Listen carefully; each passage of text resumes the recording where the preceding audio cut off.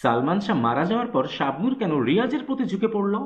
যে শাবনূর রিয়াজকে টেনে তুলল, সেই রিয়াজ শাবনূরের সাথে বেইমানি করতেও পিছপা হননি।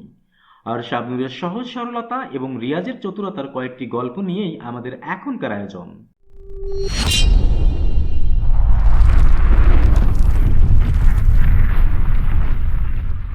সালমান শাহের অকাল প্রয়াণে বাংলা চলচ্চিত্রের পাশাপাশি শাবনূর ও অনেকখানি ভেঙে পড়ে। প্রযোজক পরিচালকরা তখন শাবনূরের সাথে সালমানের বিকল্প খুঁজতে মরিয়া। অন্যদিকে রিয়াজের তখন মাত্রই 5টি সিনেমা মুক্তি পেয়েছে, যার 4টি আবার সুপার ফ্লপ। চতুর রিয়াজ তখন প্রথমেই যান পরিচালক মতিন রহমানের কাছে এবং শাবনূরের সাথে ছবি করার ক্ষেত্রে তিনি 1 টাকাও মজুরি নেবেন না এমনটাই বলেন। তখন আবার পরিচালক মতিন রহমানের হাতে সালমান ও শাবনূরকে নিয়ে 3টি ছবি।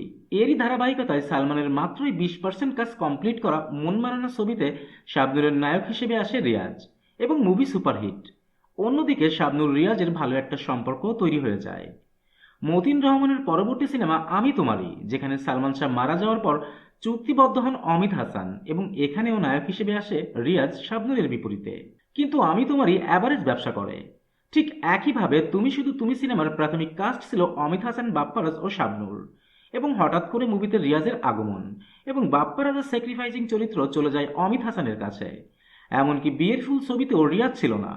মুভির প্রাথমিক কাস্ট ছিল সালমান শাহ, শাবনূর ও শাকিল খান, এবং শাবনূরকে ব্যবহার করে এই মুভিতেও চলে আসে নায়ক রিয়াজ।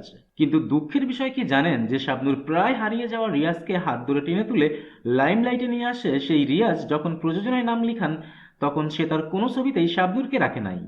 গল্প আছে রিয়াজের নিজের প্রোডাকশন হাউস থেকে হৃদয়ের কথা সাফল্য পাওয়ার পর পরবর্তী সিনেমা আকাশ ছোঁয়া ভালোবাসায় শাবনূরকে রাখার কথা ছিল, কিন্তু সেখানেও তিনি শাবনূরকে রাখে নাই।